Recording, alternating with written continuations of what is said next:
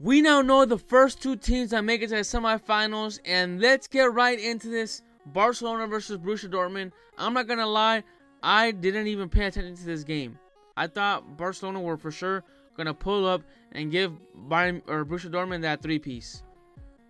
Borussia Dortmund is trash, and like I said before, they should not be in this competition. I hate this club.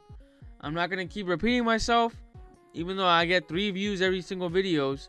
And most people probably don't even want to say, but yeah, Dortmund's in there for the check. They don't care about winning, but Barcelona really lost their 24-game unbeaten streak to Dortmund. I don't care how hard their stadium is. They lost to Dortmund, okay? And this is a Dortmund that's trash. So all this game really just proves is one thing, that the most important player in Barcelona isn't necessarily Lamine Yamal. He's super important, and they do depend on him a lot to be that difference maker. But Pedri is looking like he's the main character really of Barcelona.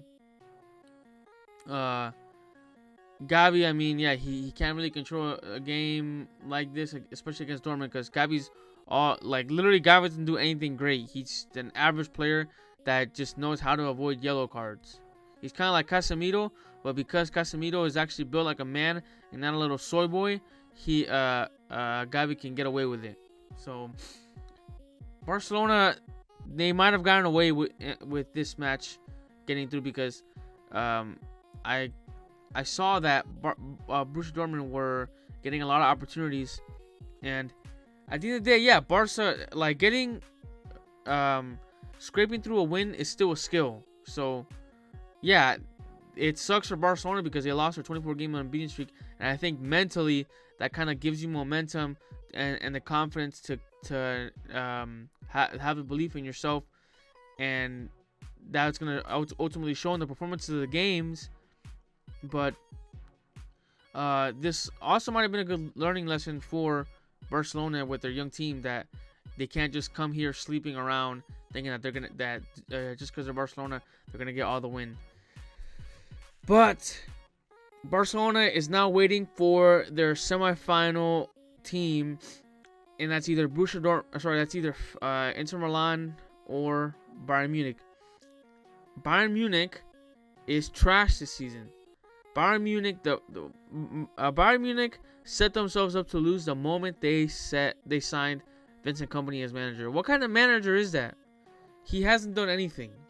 And I hate this stupid narrative that's going around saying that he played under Pep Guardiola. He played under Pep Guardiola. Hansi Flick coached under Pep Guardiola for a little bit. I don't know if that's true, but what's that dude's name? Arteta. He was coach under Pep Guardiola. Pep Guardiola is overrated. Yeah, Pep Guardiola has a good system. He doesn't have a good Champions League system. That's why he's only won once post Barcelona era. And that era, they have investment and cheating tax. Okay, so we can't just avoid that. Those Champions League that he won, the two Champions League that he won with Barcelona are tainted.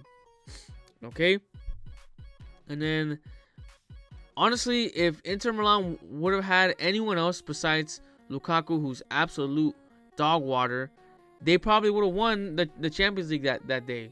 They were the better team from that evening, but Lukaku was so trash that he couldn't freaking put in anything inside the net that day. But I think Inter Milan are definitely the team that can give Barcelona trouble. You can really only depend on Inter Milan.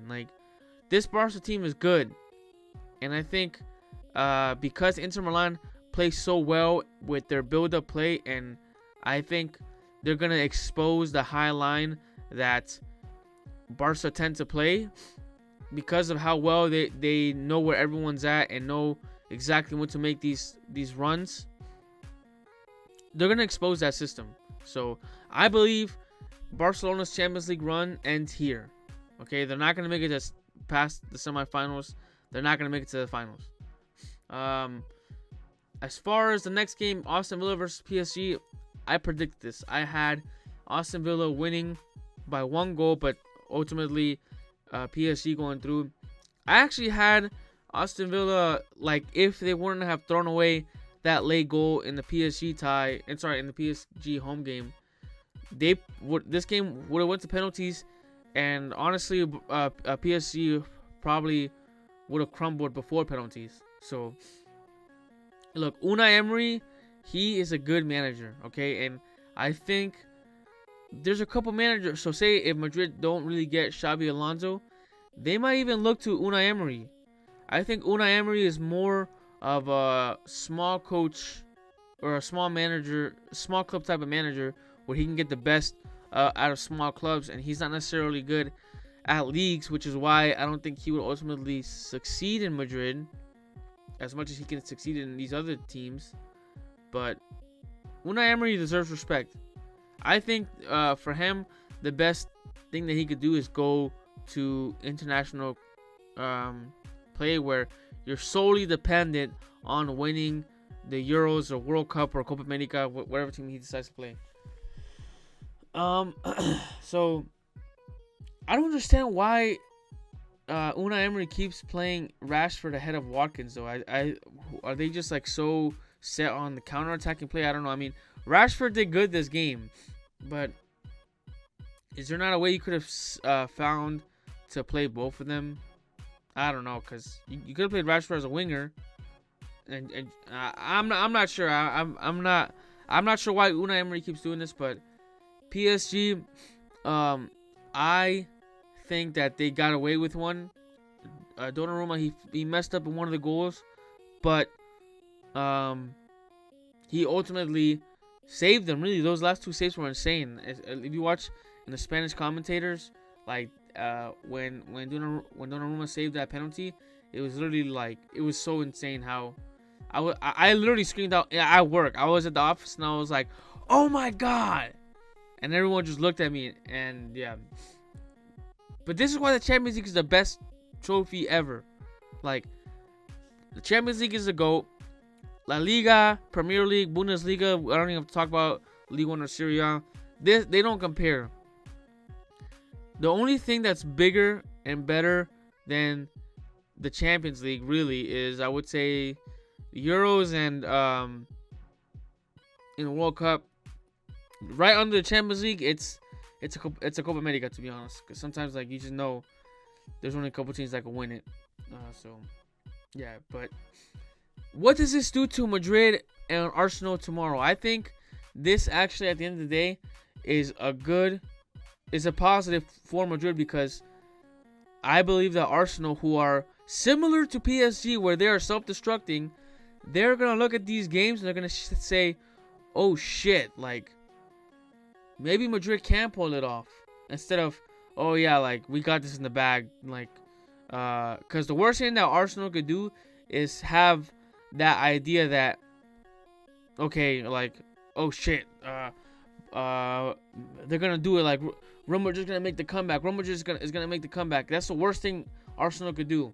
So hopefully the seed, like in Inception, the seed of doubt has been planted in the head of Arsenal.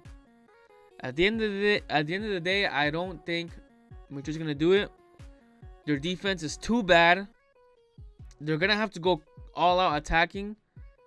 I actually think that they're gonna put Lucas Vazquez in the right back, and they're gonna start Valverde. I don't know why I have that creeping idea, but I believe they're gonna use the legs. Ancelotti's gonna try to use the legs of Valverde. So, yeah. Anyways, we're gonna see what happens tomorrow. As I said, I think Inter versus Bayern Munich. I have Inter. That's like a lock. And then Arsenal versus Real Madrid. I think with this game, I think Madrid might do it, but at the end of the day, Arsenal are still gonna get through. There's a 3-goal advantage. They have to score. They have to go. Say if they scored 3 goals and they take it to extra time, how many times will Madrid have gone to extra time this season? I feel like they go to extra time so much now. So we'll see.